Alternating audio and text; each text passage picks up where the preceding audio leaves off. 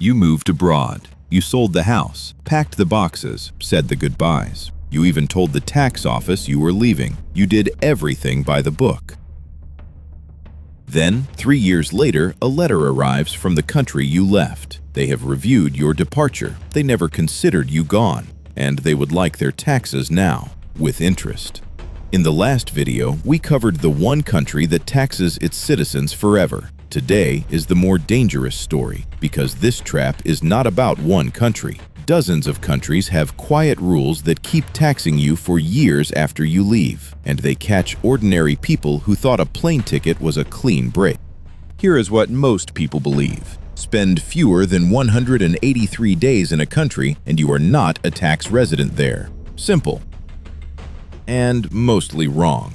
Day counting is only the first test. Nearly every rich country runs a second, quieter test built on one word: ties. A home available to you, a spouse or children still living there, a business, a club membership, a car in the garage, a mailbox with your name on it. Tax offices call this your center of vital interests, and as long as those ties exist, many countries can keep calling you a resident, no matter what your boarding passes say. That is the core of today's trap. You do not leave a tax system by leaving the country. You leave it by proving, on paper, that your life has actually moved. And until you do, the meter may still be running.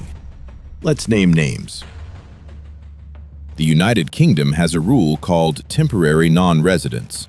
Leave the UK, and if you return within 5 years, capital gains and certain income you took while away can be taxed the moment you come back, as if you never left. Sell your company shares in year 3 of a 4-year stint abroad, and the UK can tax that gain on your return. Spain goes further with its own citizens. Move from Spain to a listed tax haven, and Spanish law keeps you a Spanish tax resident for the year you leave, plus 4 more years. 5 years of Spanish taxes from a beach you thought was tax-free. Sweden presumes that its own citizens and anyone who lived there 10 years are still residents for up to 5 years after leaving, unless they can prove every essential tie is broken. The burden of proof sits on you, not the tax office. Finland runs a 3-year rule for its citizens. Germany can extend limited taxation for up to 10 years after you move to a low-tax country. This is not one paranoid tax office. It is a pattern across the developed world. Now add up what getting this wrong actually costs. First, double residence. If your old country still claims you while your new country also taxes you, 2 tax offices bill the same income in the same year. Treaties can break the tie, but only if you claim them correctly in time.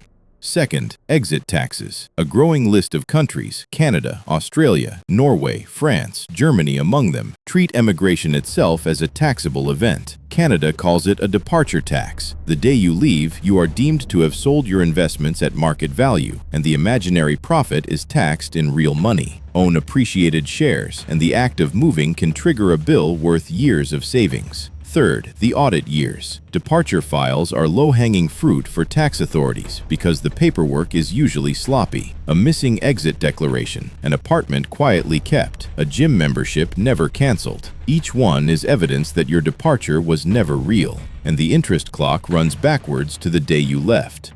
So how do people leave properly? 4 moves. Move 1. Cut the ties that tax offices actually read. Sell or rent out the home on a real lease. Close or convert local memberships. If your family stays behind, understand that many countries will keep you resident because of that fact alone. Move 2. File the exit paperwork. Most countries have a formal departure declaration. Sweden has one. Spain has one. Canada has one. Filing it starts the clock on your non-residence and forces the tax office to state its position while the facts are fresh. Move 3. Become a tax resident somewhere else. On paper, a residency certificate from your new country is the single strongest card in any dispute because tax treaties resolve ties in favor of where your life demonstrably is. No certificate, no tiebreaker. Move 4. Mind the calendar. Many countries split the tax year on the day you leave. Move in the wrong month and you owe a full year of residence in 2 places at once. The same flight taken 8 weeks later can cost or save a 5-figure sum. One more layer, because even a perfect exit does not end everything. Income that stays in the old country stays taxable in the old country. Rent from a flat you kept, dividends from home market shares, and above all, pensions. Most countries tax pensions at the source, no matter where the pensioner lives, and withhold the tax before the money ever reaches your new bank account. Treaties decide who wins these fights. Some send pension taxing rights to your new home country. Others let the old country keep a withholding tax of 15 or 25% forever. Retire abroad without reading that one treaty article, and your monthly income can arrive smaller than you planned for the rest of your life. Leaving moves your future income. It does not move your past. That part stays mortgaged to the country that built it. Here is the 5-step exit checklist. Screenshot this. 1. Count days in every country you touch, not just the one you left. A notebook or an app, but count. 2. Break ties on paper. Home, family registration, memberships, the car. If it stays, document why it does not anchor you.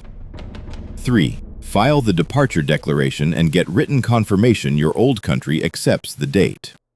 4. Get a tax residency certificate from your new country for every single year abroad. 5. If you hold appreciated investments, get one cross-border session before you book the flight, not after. Exit taxes are priced on the day you leave, and that day is the one thing you control. So the passport follows some people, and residence follows everyone else. Either way, the move is the moment your money is most exposed. Next question. Once you do land somewhere new, what happens to the money you bring with you? Your salary, your savings, your pension pot. There are 5 rules that decide it, and most movers learn them one penalty too late. That video is on your screen right now.